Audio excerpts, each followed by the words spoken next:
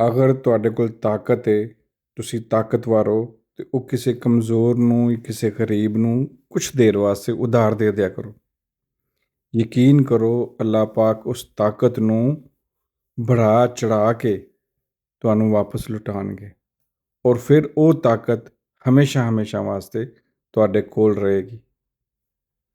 ਆਓ ਅੱਜ ਤੋਂ ਹੀ ਸਾਰੇ ਮਿਲ ਕੇ ਆਪਣੇ ਕਮਜ਼ੋਰ ਤਬਕੇ ਦਾ ਖਿਆਲ ਰੱਖੀਏ, ਆਪਣੇ ਕਮਜ਼ੋਰ ਤਬਕੇ ਦਾ ਅਹਿਸਾਸ ਕਰੀਏ, ਆਪਣੇ ਕਮਜ਼ੋਰ ਤਬਕੇ ਦੀ ਮਦਦ ਕਰੀਏ ਔਰ ਇੱਕ ਦਿਨ ਐਸਾ ਲੈ ਕੇ ਆਈਏ ਕਿ ਇਸ ਦੁਨੀਆ 'ਚ ਸਾਡੇ ਤੋਂ ਕਮਜ਼ੋਰ ਤਬਕਾ ਕੋਈ ਰਵੇ ਹੀ ਨਾ, ਕੋਈ ਜ਼ਰੂਰਤਮੰਦ ਇਸ ਦੁਨੀਆ 'ਚ ਰਹੇ ਹੀ ਨਾ।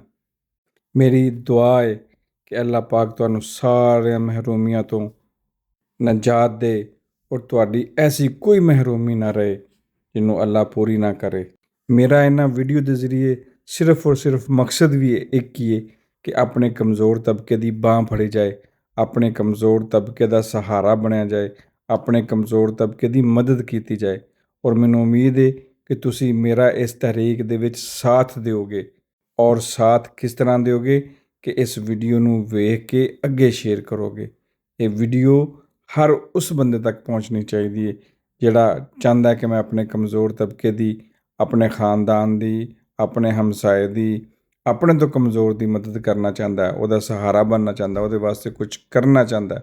ਇਹ ਵੀਡੀਓ ਉਹਦੇ ਤੱਕ ਪਹੁੰਚਾਓ, ਹਰ ਘਰ ਤੱਕ ਪਹੁੰਚਾਓ, ਕਿਉਂਕਿ ਅਸੀਂ ਇਸ ਵੀਡੀਓ ਨਾਲ ਤੋਂ ਹੋਣ ਵਾਲੀ ਕਮਾਈ ਜਿਹੜੀ ਹੈ ਉਹ ਆਪਣੇ ਕਮਜ਼ੋਰ ਤਬਕੇ 'ਤੇ ਖਰਚ ਕਰਾਂਗੇ, ਆਪਣੇ ਕਮਜ਼ੋਰ ਤਬਕੇ ਦੀ ਮਦਦ 'ਤੇ ਖਰਚ ਕਰਾਂਗੇ, ਆਪਣੇ ਕਮਜ਼ੋਰ ਤਬਕੇ ਦੀਆਂ ਜਿਹੜੀ ਮਹਿਰੂਮੀਆਂ ਨੇ ਉਹਨਾਂ ਨੂੰ ਦੂਰ ਕਰਨ ਵਾਸਤੇ ਅਸੀਂ ਉਹਨੂੰ ਖਰਚ ਕਰਾਂਗੇ। ਔਰ ਇਹੋ ਹੀ ਮਕਸਦ ਇਸ ਤਹਿਰੀਕ ਦਾ, ਇਸ ਮਿਸ਼ਨ ਦਾ।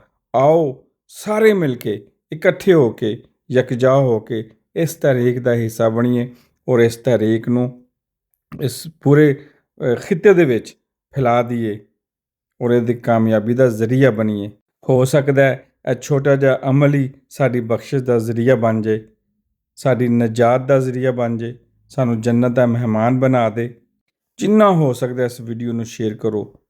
ਇਹਦੇ ਨਾਲ ਹੀ ਆਪਣਾ ਤੇ ਆਪਣੇ ਕਮਜ਼ੋਰ ਤਬਕੇ ਦਾ ਖਿਆਲ ਰੱਖਣਾ, ਦੁਆਵਾਂ 'ਚ ਯਾਦ ਰੱਖਣਾ। ਅੱਲਾਹ ਸੋਹਣੇ ਦੇ ਹਵਾਲੇ।